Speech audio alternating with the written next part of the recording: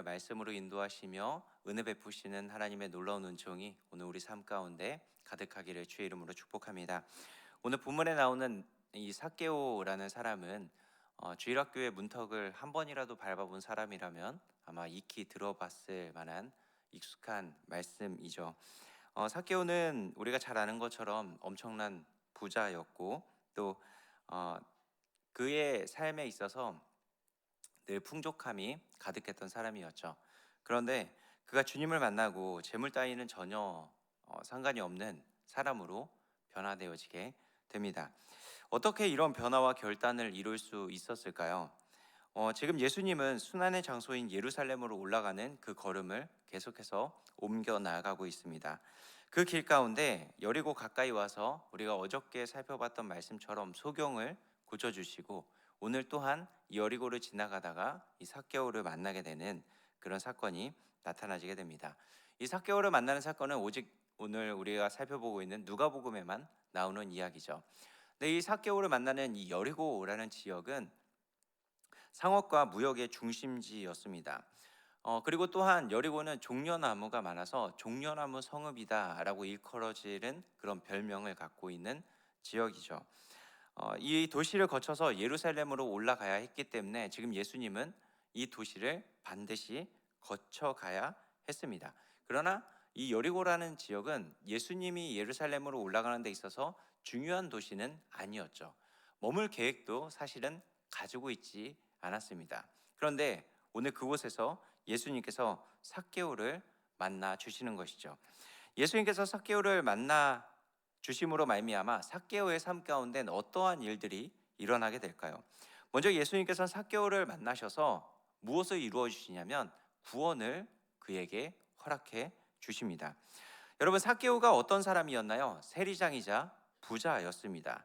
여리고는 앞서 제가 말씀드렸던 것처럼 세금을 굉장히 많이 거둘 수 있는 지역이었습니다. 무역의 중심지이고 상업의 중심지였기 때문이죠. 그렇기 때문에 많은 세금이 발생했을 것이고 로마 입장에서 여리고의 세리장이다라고 하는 것은 굉장히 중요한 역할을 감당했던 사람이죠.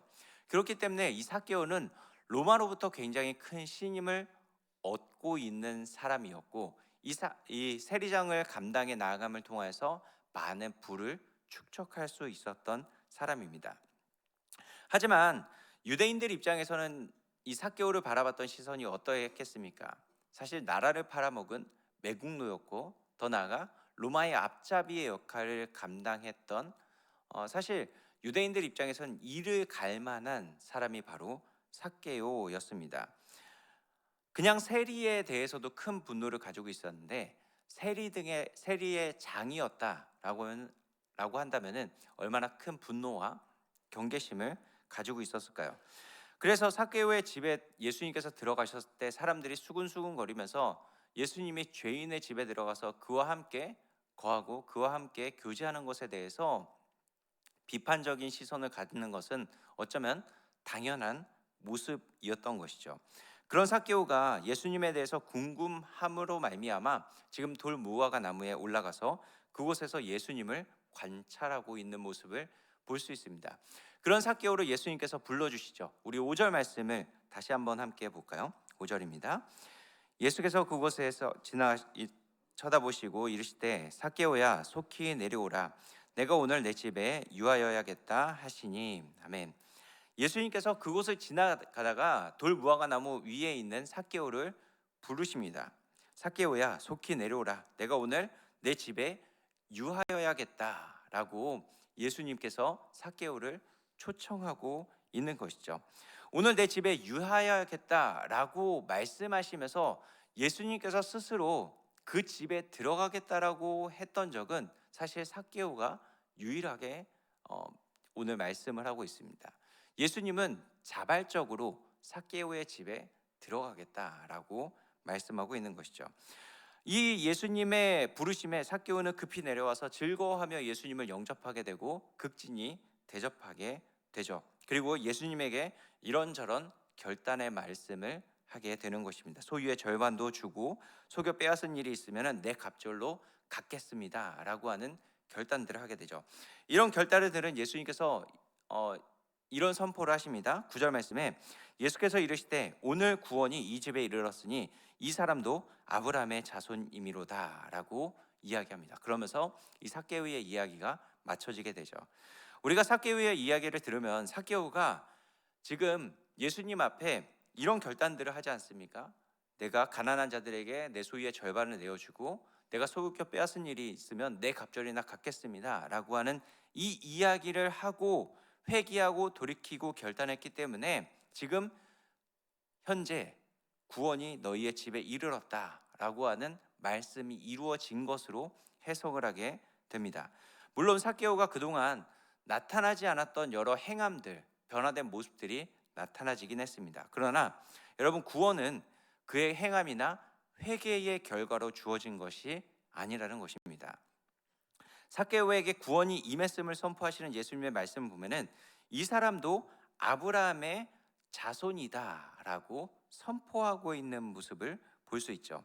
삭개오도 아브라함의 언약 안에 있는 하나님의 백성이며 하나님의 언약이 이루어진 자이기 때문에 하나님 예수님께서 지금 불러주고 있다라는 뜻을 갖고 있다라는 것입니다. 예수님께서 삭개오의 집에 유하시겠다 하신 이유가 바로 삭개오는 이미 하나님의 부름을 받은 아브라함의 자손이기 때문이라는 것이죠. 하나님은 삭개오를 이미 태초전부터 아셨고 태초전부터 불러주셨고 그를 택하셨고 오늘 예수 그리스도를 통하여서 그의 삶 가운데 구원이 임하게 만들어 주셨다라는 것입니다. 그런데 사람들은 오늘 구원이 삭개오에게 임하는 그 사건을 보면서 수근수근거립니다. 왜 수근수근거리가 되나요? 삭개오 같은 자들은 구원과 아무 상관이 없을 것이라고 생각했기 때문이죠. 왜 그런가요? 그가 지금까지 행했던 모습들을 보면 너무나도 극명하게 알 수 있습니다. 그는 로마의 앞잡이가 되어서 나라를 팔아먹었고 수많은 사람들에게 고통을 주었던 사람이기 때문이죠. 죄인입니다. 아니, 어쩌면 죄인 중에 죄인이라고 여겨질 수 있는 사람이 바로 삭개오였습니다. 그런데 예수님은 그에게 거저 구원을 베풀어 주시는 것이죠. 받을 자격이 전혀 없는 죄인 중에 죄인인 삭개오가 지금 예수님으로 인하여서 구원을 얻게 되는 것입니다. 예수님은 죄인을 구원하기 위해 지금 예루살렘을 향해 걸어가고 계십니다. 그 길 가운데 죄인, 아니 세상 사람들로부터 손가락질 받고 있는 절대 구원받을 수 없는 자의 대명사인 이 삭개오를 구원해 주시는 것입니다. 이것이 어쩌면 우리가 지금 누리고 있는 구원의 은혜인 것이죠. 우리의 공로가 전혀 없고 일방적으로 어쩌면 불가항력적인 은혜가 우리 가운데 베풀어짐을 통하여서 우리는 지금 이 구원의 은혜를 누리게 되는 것입니다. 여러분 한번 생각을 해보십시오. 우리가 어쩌면 삭개오 아닙니까? 죄인 중에 죄인, 세상에 어떤 사람도 나를 인정해주지 않는 그런 죄인 아닌가요? 그런데 그 죄인이 예수님 앞에 서게 됐을 때 예수님께서 구원의 은혜를 베풀어 주시고 내 집에 유하여야겠다라고 말씀하시면서 우리 집 가운데 들어오셔서 친히 함께 교제해 주시고 친히 그 가운데 우리의 모든 삶을 변화시켜 주셔서 하나님 백성, 하나님 나라의 그 구원의 은총을 우리에게 베풀어 주시는 것입니다.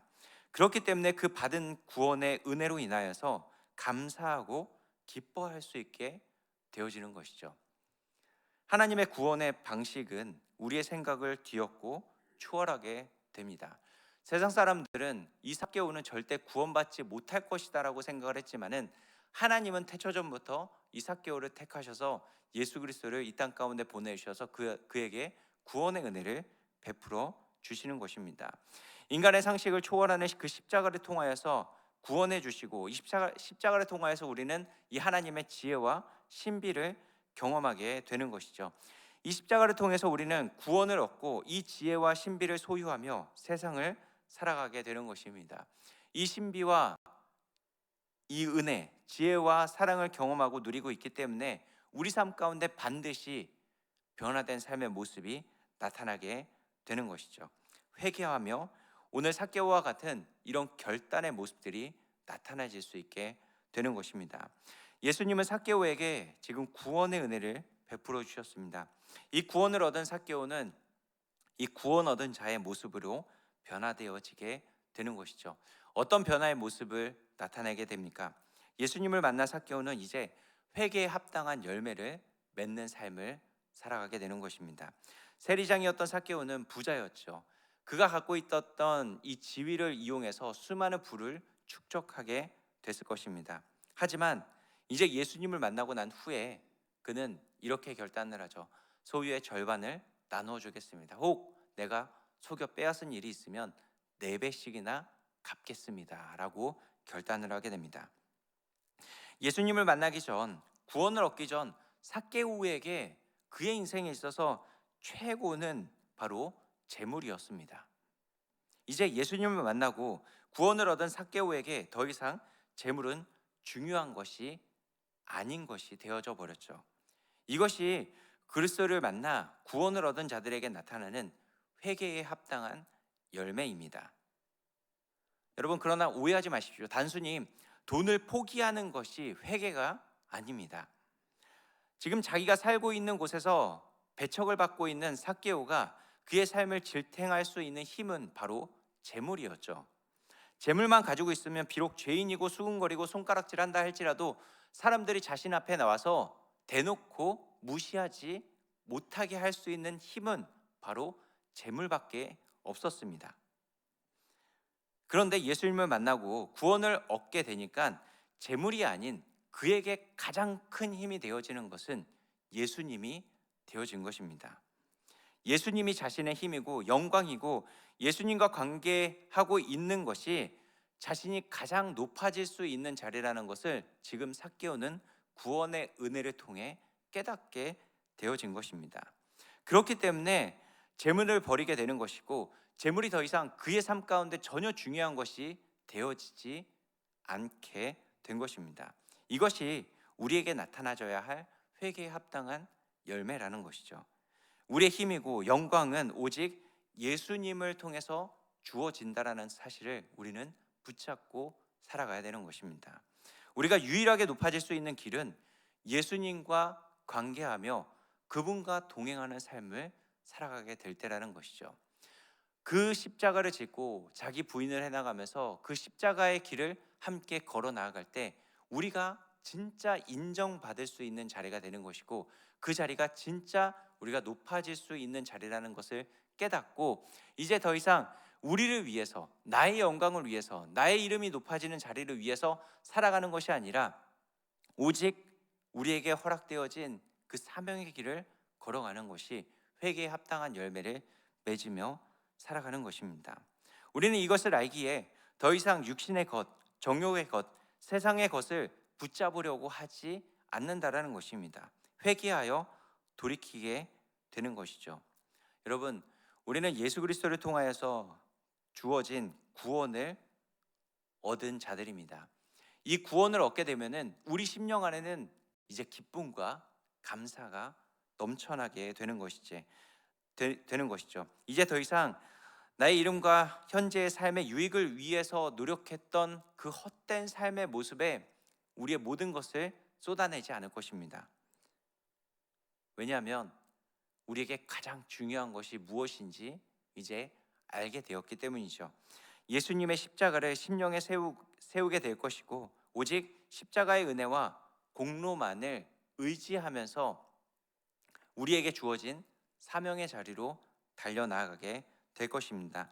회개에 합당한 열매를 맺기 위해서 억지로 노력하는 것이 아니라 우리 안에 세워진 그 십자가로 인하여서 자연스럽게 우리 삶은 변화되어지게 될 것이고 더 나아가 이제 더 이상 무의미한 것에 우리 삶을 쏟아내는 것, 무의미한 것에 우리의 열정과 우리의 힘을 쏟아내는 것이 아니라 우리 삶 가운데 진짜 절대 변하지 않을 절대 가치를 붙잡고 그 십자가의 은혜를 찬양하고 감사하며 기뻐함을 통하여서 우리에게 맡겨진 그 사명의 자리를 한 걸음 한 걸음 걸어 나아가게 될 것입니다.